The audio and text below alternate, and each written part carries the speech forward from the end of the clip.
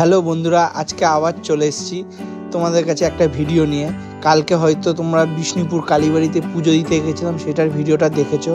আজ আমরা চলে যাচ্ছি কিটেশ্বরী মায়ের কাছে পুজো দেওয়ার জন্য।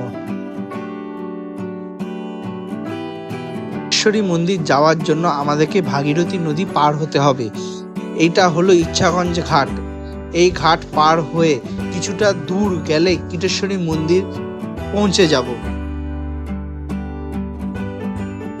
ঘাট পারাপারের সময় তোমরা দেখতেই পাচ্ছ আমাদের মুর্শিদাবাদের ঐতিহাসিক হাজারদুয়ারির এক ঝলক।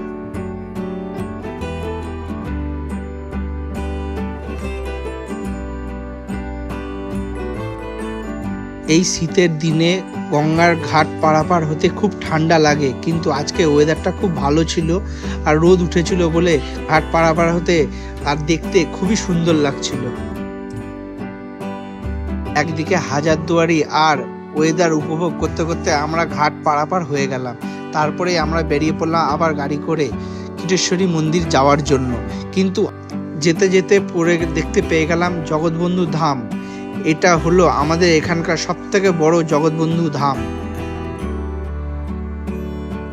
আমি চেষ্টা করব ভবিষ্যতে তোমাদের কাছে এই জগৎবন্ধু ধাম নিয়ে একটা সুন্দর ভিডিও দেওয়ার জন্য।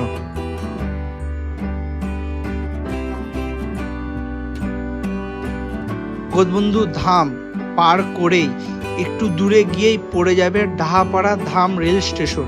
এই স্টেশন থেকে জগৎবন্ধু ধামটা অনেকটাই কাছে, কেউ চাইলে ট্রেনে করেও এই জগৎবন্ধু ধাম বা কিটেশ্বরীতে আসতে পারে। তো সুন্দর ওয়েদার যে গাড়ির পিছনে বসে ওয়েদারটা উপভোগ করতে করতেই চলে যাচ্ছিলাম কিটেশ্বরীর দিকে। আর তারপরে চারি সাইডে এই এত সুন্দর প্রকৃতি দেখে মনটা মুগ্ধ হয়ে যায়। এই যে আমরা কিটেশ্বরী মন্দিরের কাছাকাছি চলে এসেছি এবার। আজকের সত্যি ওয়েদারটা খুবই ভালো ছিল, কিন্তু একটা কথা বলতে চাই, আমরা আজ কিটেশ্বরী মন্দির যেটা সবাই জানে সেইখানে আমরা যাইনি।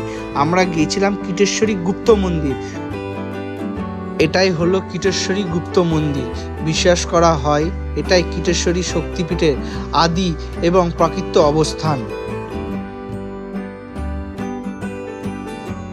এটা হলো এই মন্দিরের কাঠামো যেখানে বলি দেওয়া হয়। মন্দিরের সামনেই দুখানা শিব ঠাকুরের মন্দির ছিল, আর তার মধ্যে ছিল দুখানা শিবলিঙ্গ।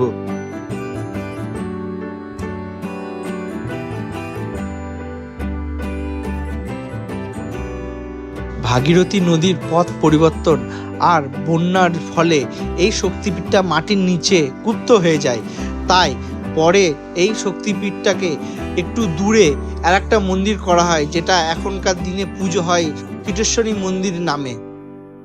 ভালো মতো ভাবে মাকে দর্শন করে পুজো দিয়ে আমরা বেরিয়ে পড়লাম বাড়ি যাওয়ার পথে। আজকের দিনটা খুব ভালোভাবেই কেটে গেল। আজকের মতো আসছি, তাহলে আবার অন্য কোনো ভিডিওতে দেখা হবে। যদি এই ভিডিওটা ভালো লেগে থাকে তো লাইক, শেয়ার আর সাবস্ক্রাইব করতে ভুলবে না।